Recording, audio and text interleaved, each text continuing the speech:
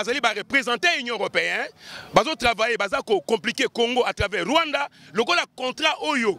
Union européenne azana katité, Rwanda azana katité, il fallait M23 na bango Vital Kamerhe à se manifester. Allez, IDPS n'aime simbi clé, il y a tous les partis politiques à Congo. Yango moni, Fati Beto na biso, aye comme ma Congo na terre promise. Donc Vital Kamerhe, na baninga na bientôt ba okangaye. Mais papa journaliste, ko livrer Kosa Mutamba, au livrer Kosa Mutamba okangi Kamerhe. Mais c'est ça. Au Pessi Savimbi. Aussi Laurent Désiré Kabila. Nabandela. Au Pessi Savimbi. Au Pessi Laurent Désiré Kabila. Et au Pessi Mutamba. Au Kangi Kamerhe. Au Pessi Mutamba. Au Kangi Kamerhe. Parce que Yebisanga. Tango yo qui ko pointé. Moutrou la Kosa Mutamba. Ou même communauté internationale. Ils ont apprécié le travail. Mauvais procédure y a marché. Barouberua, basé belé. Mais Vital Kamerhe, yende mutasimba qui administration et M23. Donc, tu as M23. Au bazaki na front, na teni. Tu as M23. Au bazaki Kabila na pouvoir. Tu as M23. Ba maté tampogno. Ce que problème est kinine. Le coup la Kamerhe, mauvais état na ya bakité. IDPS a ko délivrer Congo. Kamerhe pe na missionnaire zalaki ya ko déstabiliser IDPS. Ce que il fallait tout payer pouvoir wana vandi wana. Ba Congolais bazola nanga. Kamerhe totika ki wana parce que tu baki to rejoyer. Kamerhe ake ko pesa bangombe wapi? Na Rwanda, na libala nani? Ya James Kabarebe. Mais il y a des étudiants burundais. Kamerhe a sali livre. Pourquoi j'ai choisi Kabila? Yo, Kamerhe na Kabila. Dans la côte Mbogo avant. Kamerhe, mais il y a qui ko sala livre ya un Rwandais. Comment? Donc et là, on a mes alité, Vital Kamerhe. Moment deuxième Sabino, moment Vital Kamerhe à Bouo, Pia. Ba Congolais batika IDPS. IDPS a Biloko mususu. Ezo senga kaka yemoko a s'impliquer. Mais ça na ba domaine mususu, et senga il faut associer Assemblée nationale. Toza na régime semi-présidentiel. Cela veut dire régime toza na deux chambres. Na toza na des institutions ya makasi. Institution présidentielle na parlement. Parlement kaboni na deux chambres. Il faut batambola kokokana na vision ya mokonzi ya mboka. Soki omoni parlement bakomi kotambola na hors vision ya mokonzi ya mboka. Et ça déjà très dangereux ko le quand même soda ou asimi mandoki. Parce que wana boyo kaka coup d'état constitutionnel ezo utawana. Mais ba ko kanga mwana mboka soi-disant, parce que tout le monde a ressortissant ya territoire ya Walungu na Sidi Kivu. Nazo pesa au défi. Sidi Kivu est attaqué, tombé. Walungu attaqué, tombé. Est-ce que Oyo qui n'a Assemblée nationale VK à l'équipe on a quoi intervenir, qu'on sa autorisation à armée ba attaquer Walungu na Sidi Kivu pour que bikote anezo kimia.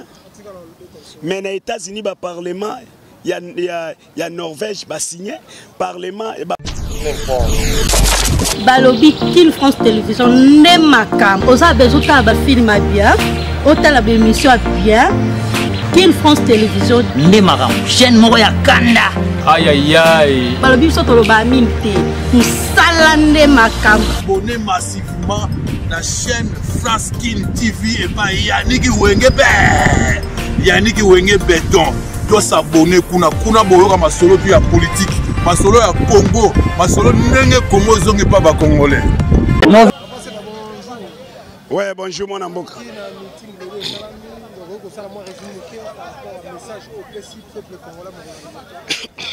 Ah oui, mon amboka, merci vraiment. Nagosenga nano na ba abonné, ba partager émission, ba liker, ba aimer. O eza meeting to salaka chaque jour. Biso toza ba gardien du temple. O toza wana censé pona ko protéger pouvoir na biso.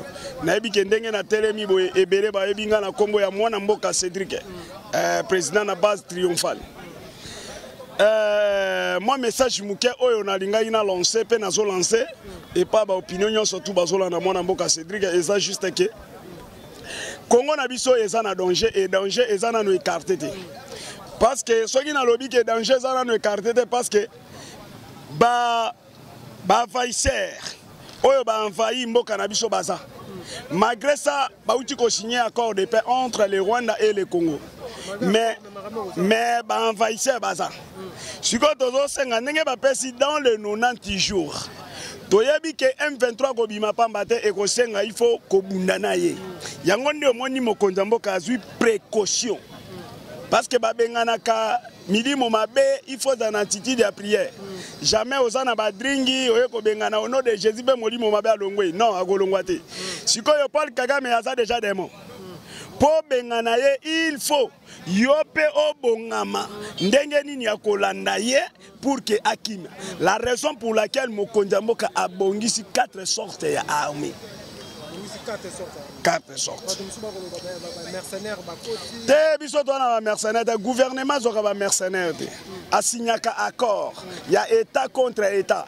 Ndenge moni président Félix accueilli en face du monde, la communauté internationale, précisément les États-Unis d'Amérique, parce que y a des maîtres ya communauté internationale wana.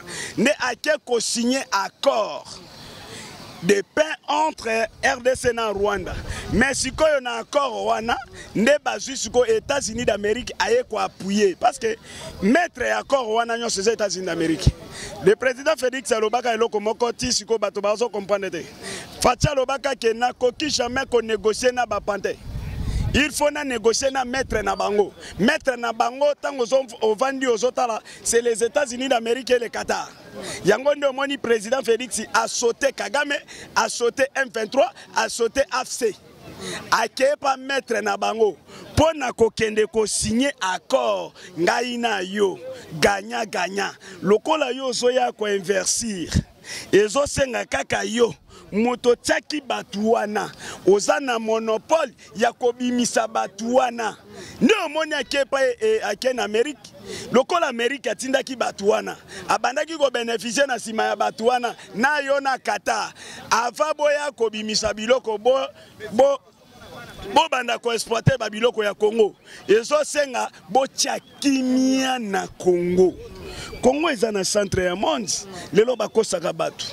Congo est dans le centre du monde.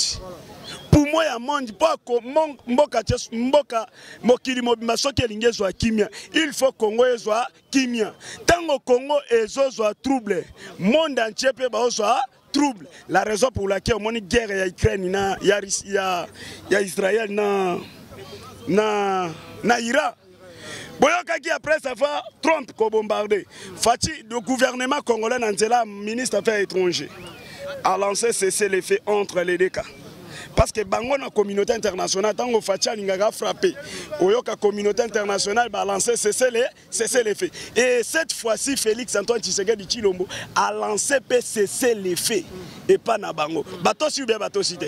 Batosi c'est que zola qui que parmi les multipolaires parmi les décideurs du monde, Congo est na kati parce que tous tous les matières premières. Congo est bébé. Ils ont un bateau, babondela. Mais si ko banani bakoya ko bondela Congo, ndezo senga siko mokili mobimba bakoya refuge na bango ekozala awa. Pourquoi Kagame a kimia te, a agité pourquoi signé accord na biso ya kimia na est. Pourquoi Kagame a agité après ka accord? Première fois tout monde mutazo ko saliwa akufi na noté. Même Jésus-Christ de Nazareth moi na ya bien Nzambe. Tango ba yebise ke ba okende oboma yo azongo kwa baje. Mais tango amonaka Golgotha Jésus aleli. Alobia na okufa ya solo. Soko mona ka passage ya muke na Bible, Jésus plaira. Mais Kagame akufi te. Alobi ote bolo bake na kufi. Première fois.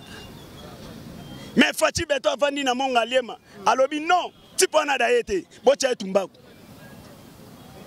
Bache etumbaku inche. Ngaye yo na village natal. Tala.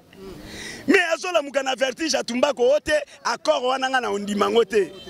Boyoko ndimango te bandai ko tinda Olivier Ndunguriri akende ko signer ko représenter Rwanda ndenge nini. Place bakangami. Soki lelo na lancer appel na ba congolais nyoso ba mafia ba manipulateur parce que ça na ba congolais mosu baza déjà manipulé. Hein?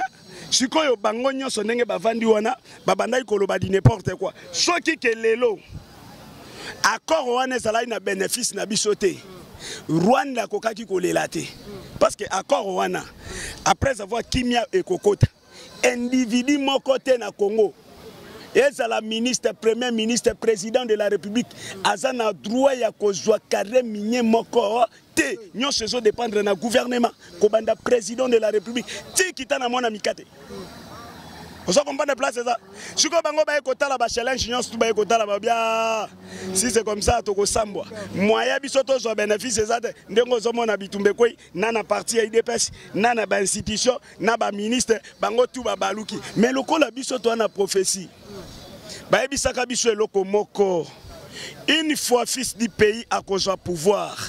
Et cause à deux groupes. Groupe en majorité, un groupe en minorité. Minorité ne ba kozala bana mboka nde biso to vanda yo ye na base ya munene mais oye okuti bana mboka baza ba gardien du temple tozwa ke lo côté tozwaka parce que papa na biso aza président toza bana roi toza ba fiti ba héritier à trône ndenge tozana tolala na biso nzala te mais ngai nde na yebisi yo kala mingi te makambo ezo changer. Toujours changer tout côté na nouvel ordre mondial. Oh bato ba ozela nouvel ordre mondial. Nouvel ordre mondial ezo banda awa nako na Congo. La président politique yo to comme on message boka DGM pour interdire Vital Kamerhe Congo té na sol congolais de habiter nyonso ba mo ba comprendre té nini ezo ko lekana président biso ensemble. Bon merci vraiment omoni toza na régime semi-présidentiel parce que bato ebele bazo comprendre te régime nini toza nango toza na régime semi-présidentiel cela veut dire mon compte mboka koki ko agir sans toutefois que a touché l'Assemblée nationale mais eza na ba biloko mususu ezo senga kaka ye moko a s'impliquer mais eza na ba domaine mususu esenga ifa associer l'Assemblée nationale toza na régime semi-présidentiel. Cela veut dire régime tozana deux chambres. Na tozana des institutions ya makasi. Institution présidentielle na parlement. Parlement kaboni na deux chambres. Il faut batambola kokokana na vision ya mokonzi ya mboka. Soki omoni parlement bakomi kotambola na hors vision ya mokonzi ya mboka. Eza déjà très dangereux koleka même soda ou asimi mandoki. Parce que wana boyo kaka coup d'état constitutionnel ezo utawana. Mais ba ko kanga mwana mboka soi-disant parce que tout monde dialoba aza ressortissa ya territoire ya Walungu na Sud Kivu. Nazo pesa au défi. Sud Kivu eza attaqué tombé.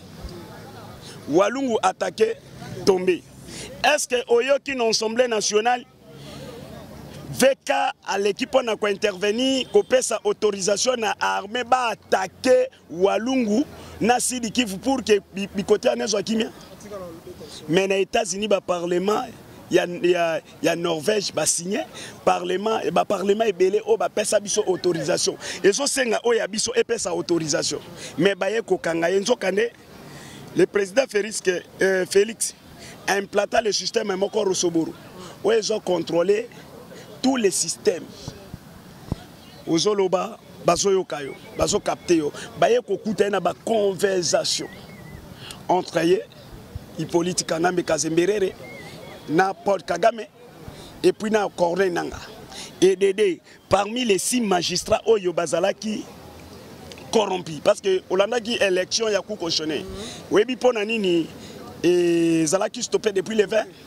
Toki okota na matière wana te parce que tozalaki na hors sujet wana te à cause ya ba makambo wana nyoso. Mais l'être V yende asa manipulateur. Ayaki ko comprendre que le président de la République alobaki alobi notre justice est malade. Mais président de la République aye ko senti aye ko joie paracétamol. Paracétamol c'est constant mutama. Tango aye apesi mutabanda ko yoka mot de tête bandi ko sala nini kokita. Vekatali alobi non soki natiki mwana mobali oyo c'est que justice na biso e kobonga. Parce que la Bible nous dit que la justice élève une nation. Soki justice est déjà corrompu, c'est que nation mobimbeza bafoué. nde omona koma iko attaquer première fois to mona mutu bazo condamné pe bazo longola immunité na tentative bongo ba détourner ba olobani yango nde na ebisi bango na lobi balengando ba sepeli mais jour ngando aliaki mutu omoni batie ba maboke awa déjà ba décision bandiko kwea ba sanctionner momentanément définitivement mais momentanément peut-être le gouvernement oki kolongola pe mesure lelo oki pe kolongola pe na butu ezate koloba ke mona mboka Cédric abeti formon ba suspendre ye momentanément jusqu'à ce que ba silisana no ba enquête nyonso ça nini esila mais à cause la kaka parmi bateau ba okene na identification na Kindu na Sabino même caméra il faut qu'il y ait une identification ba tout nae maman na nani papa na nani noko na nani bo to landa Burundi to lancer carte nae balancer carte nae bino tout bon moni yango ça va merci merci beaucoup merci bonjour papa journaliste hein?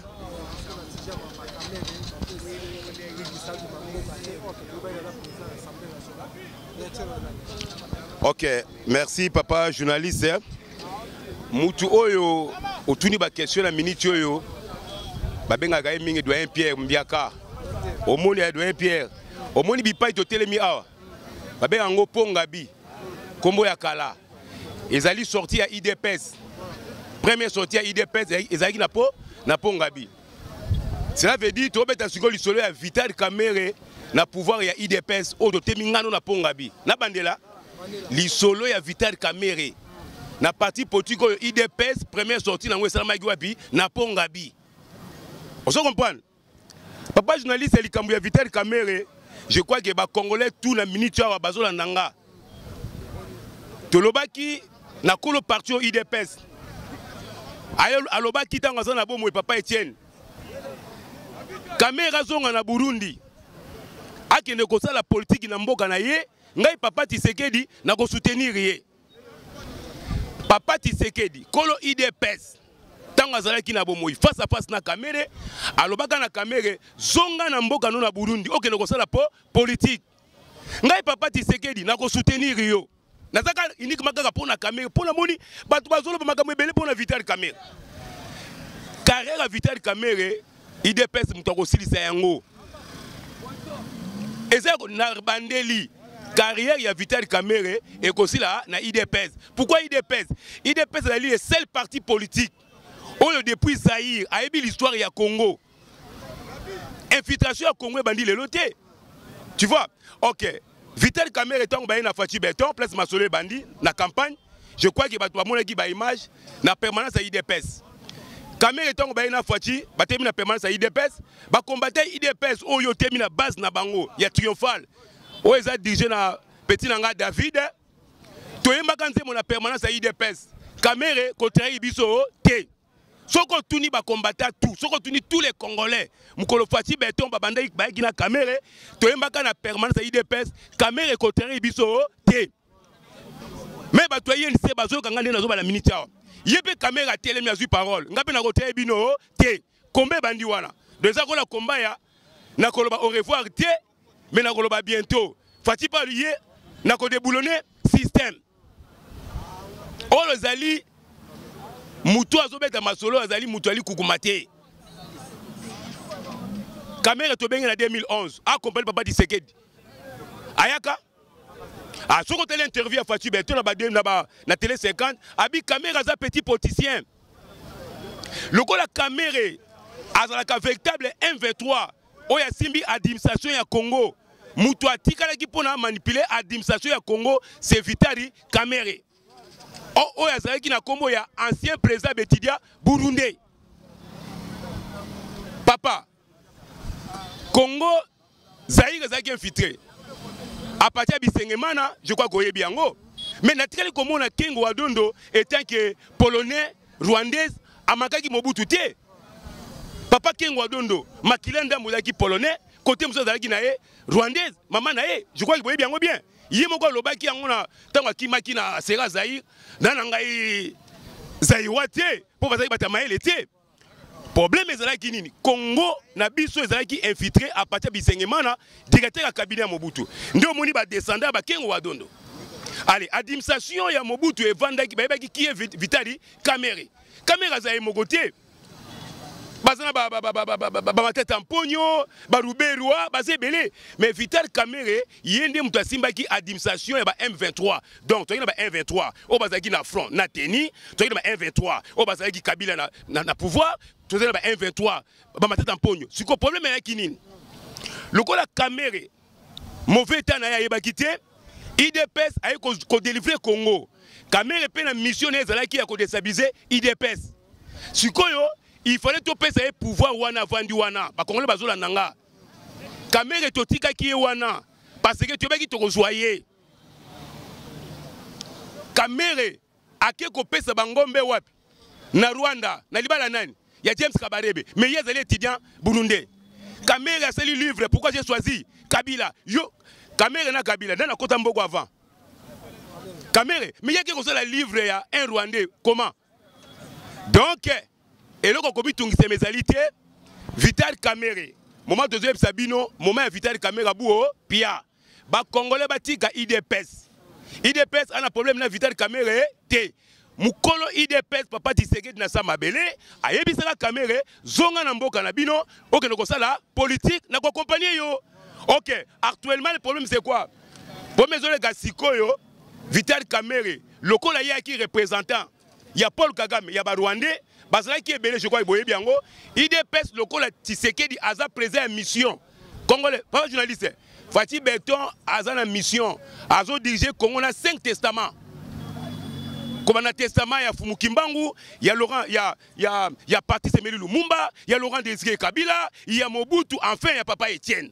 Parce que Laurent Désiré Kabila, Lobaki, Bitumbe Kozonga Wap. Et pas Eutaki. Moment où Sabino, la Rwanda. Donc, Tshisekedi a présent en mission. Allez, Donald Trump, les États-Unis d'Amérique, a mis ici liste. Il y a des politiciens étrangers. Là, il n'y a pas de match là-dessus. Il y a quand même Sabino comme Vital Kamere. Ndenge Congo, et c'est là qui est infiltré dans la ANR, dans la deuxième, dans les politiciens. Tshisekedi a mis Libanda. Le col a si codé boulonné Paul Kagame. Na Union européenne, na militaire to tourner pour le déboulonner Vitali Kamere. Na baninga na ye nyonso. Donc likambu ya kubobi tu bomi tungisa pour la Kamere zatie. IDPS ay ko sa Congo na terre promise. Donc ba Vital Kamere, ba matata mponyo yo raisonner likambu ya Kosa Mutamba. Babi na Kamere tag présence à nationale. Enfin, telemana le mwamuke, tozonga sima. Kabila qui est na Chine a signé contrat. Je crois que Kizenga premier ministre. Tant Kabila a un rapport wana, après ça qui na parlement. Mais constitution de clé, caméra loba kinini. Parlement qu'on soit acte, mais nous va s'imposer nango. Mais les messieurs en question, abalu qui fasse. Les lots caméra ont tout un contrat. Banda Congo banda, tu signes un contrat. Congo a un contrat. Mouté ko pesa Congo indépendance économique, c'est Fatih Beton. Allez contrôle caméra de Sengezawat. Caméra présenté biso contrat à Rwanda. Époque ya Kabila, Rwanda ezaki na contrat na Congo. Est-ce que les parlementaires, les sénateurs, l'époque, qui contrat? Non, le problème c'est l'Inini. Kamere et Lokola, ils représenter l'Union européenne, ils ont travaillé, ils ont compliqué Congo à travers Rwanda. Lokola contrat Oyo, l'Union européenne a une quantité, Rwanda a une quantité, il fallait un V3 dans le Vital Kamere à se manifester. Allez, IDPS n'est pas si clé, il y a tous les partis politiques au Congo. Il y a un moment, Fatih Beton Abisso, comme ma Congo na terre promise. Donc Vital Kamere na baninga na bientôt ba okangaye. Mais papa journaliste ko livrer Kosa Mutamba, o livrer Kosa Mutamba okangi Kamere. Mais les bisuyo c'est ça. Au pesi sa vimbi. Aussi Laurent Désiré Kabila na bandela. Au pesi sa vimbi, au pesi Laurent Désiré Kabila. Et au pesi Mutamba okangi Kamere. Au pesi Mutamba okangi Kamere parce que yebisanga tangu yo ki ko pointer mutuko la Kosa Mutamba ou même communauté internationale et ça ko apprécier travail naé mauvais procédure y a marché et que comme à tel niveau il y a immunité à mutu oui ça va comme ça président de nationale yo peut te rejoindre a ko yebisa biso azala ka porter parole y a armé 318 morts en dehors de ça magui oya sali na coup consolel ba arme ba mone pa naé moment je vous parle ba récupérer ba passeport naé Tu joues à 3 passeports. Caméra Sabiso a Congo, combien de passeports? Ok, il n'y a pas match là-dedans. Donc, Olivier Moutamba, au Kangi Vitali, caméra, il n'y a pas match, il dépèse au pouvoir. Je dis bye. Merci beaucoup. Balobi, Kin France Télévision, Nemakam. Osa bezuta ba film bien. Ota ba émission bien. Kin France Télévision, Nemakam. Chaîne Moroya Kanda. Aïe aïe aïe. Balobi soto lo ba minte. Musala Nemakam. Abonnez massivement la chaîne Fraskin TV et pas Yannick Wengebe. Yannick Wenge Béton. Doit s'abonner kuna boyoka masolo puis ya politique. Masolo ya Congo, masolo ndenge Congo zongi pa ba Congolais.